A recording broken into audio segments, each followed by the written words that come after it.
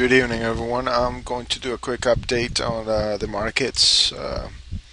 Let's start with the S&P 500 and the futures. By the way, we have this uptrend channel that we've been looking at for the past since the bottom of 2007.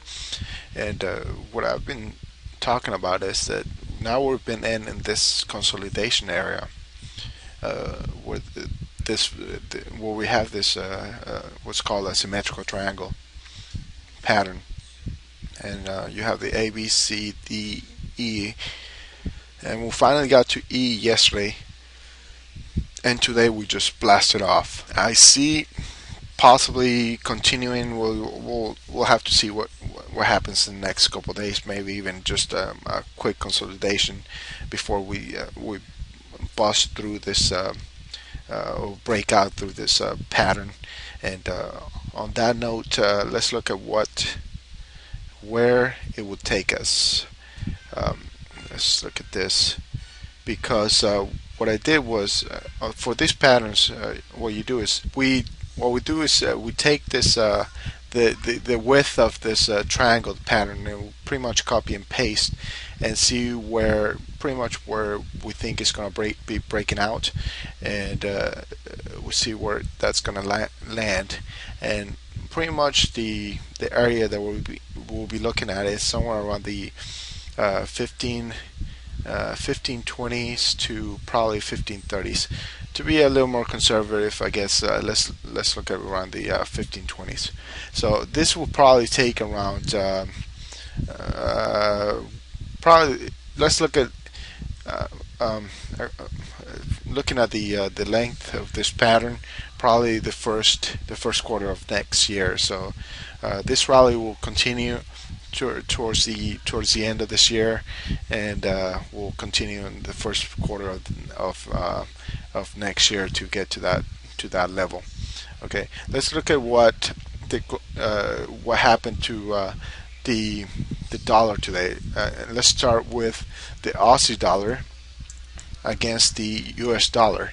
The Aussie dollar is the Australian dollar, and like you can see, I had pointed out before, we're in this triangle also, in this symmetrical triangle, and we got back down to the bottom of this triangle, and we just blasted off. At the same time that happened, okay, this means that this is the Australian dollar against the US dollar. So this means that the strength of the Australian dollar picked up against the US dollar. Let's look at the US dollar. What happened to the US dollar? This is the US dollar futures. The US dollar futures at the same time weaker and weaker last week. Okay, let's look at this on the actual weekly, because on the weekly you can see that we got to this resistance area, this downtrend line coming from all the way back from quite a few years back, and this vertical line that we've had a lot of what it used to be support, resistance, then support again, the resistance again. So there's a lot of traffic. Okay, but we got to this two lines that converge to each other, and as soon as we got to it, we just melted away. We don't have enough strength.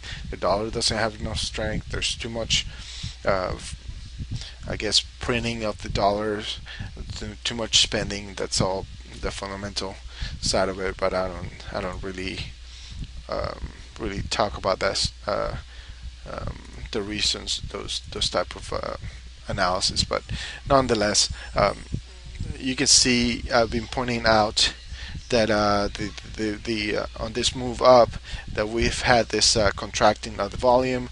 Also, you can see the negative divergence on the moving averages. Now we've had this cross of the moving averages. That will only help accelerate on the meltdown of this of the dollar index. Let's see, and as soon as we break through this short-term uptrend line, we'll just melt away. we won't have anything to stop it, but just even we'll probably head to the easy to the 70 back to the 73 area. So that will just add more fuel to the fire. All right, so I wanted to look at also the oil services, or the OIH, which tracks the pretty much the energy sector. And what I've pointed out here before was um, that we've been heading down to this the bottom of this uptrend channel. Um, let me look at let me go ahead and expand it so you guys can see it a little bit better. And again, this channel comes from all the way back in 2008. So now that we're in this, we got to the bottom of this uptrend channel. We pretty much bounced right off of it. Maybe not right off, right to the. I guess we didn't get to touch it, but we got to this I guess area of support,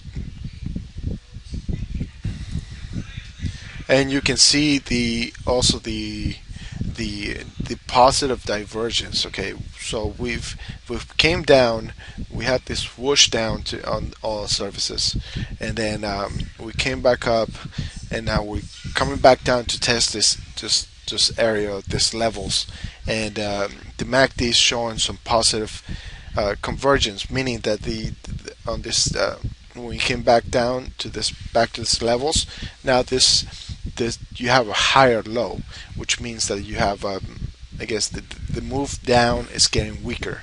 So on the second move down to this levels, now you have a weaker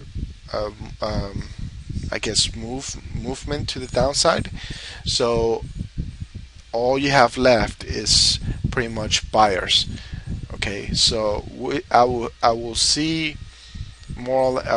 I'm looking at this to be moving across this downtrend line, probably by the end of this year, which it's about a couple weeks away, and then the first half of next year is just it's just going to be all about the energy sector. Okay, the next thing that I wanted to look at is the silver sector, or the silver futures, because the silver, this is the I guess since 2008 we have this massive rally since 2008 to the top of the beginning of 2000 of this year. And once we got to this top, and this is not the top, because, and I've been talking about that, because the highest the MACD is, you haven't seen this high ever, like you can see here, and that just means strength. All we've been doing so far is consolidating. We've done it.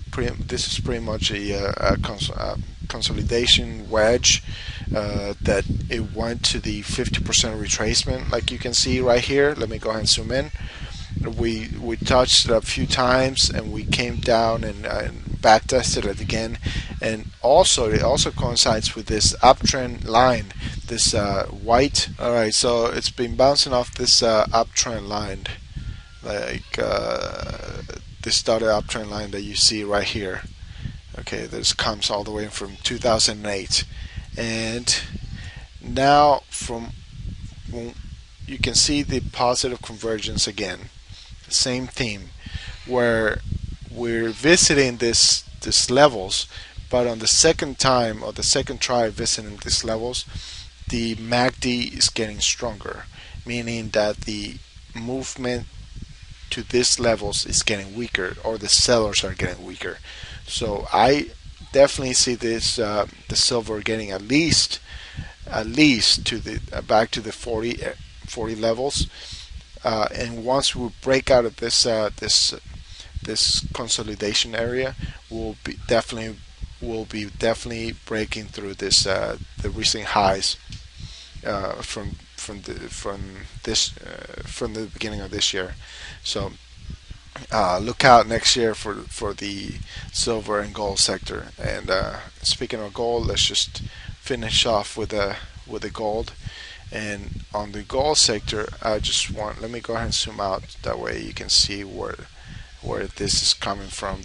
These lines are coming from all the way back here in 2008, and this is almost a perfect uptrend line. Okay, we broke out right here, and we had this massive move to 1900, and all we've done is come back and back tested this I guess this breakout level, consolidated. Again, we came back down to back test to do a second back test, and on the second back test, you can see that the positive divergence. Again, the same thing as everything else. It's just that the movement, the sellers are just getting, the selling is getting weaker. Anything, all you got left is just buyers. Once we break through this downtrend line, it'll just be off to the races. So look out next year for the commodities, including the gold, silver, probably copper, which I'll probably touch up in next update, and the oil services, like anything energy sector related. Okay, so thank you for listening. This is directionalanalysis.com. See you next time.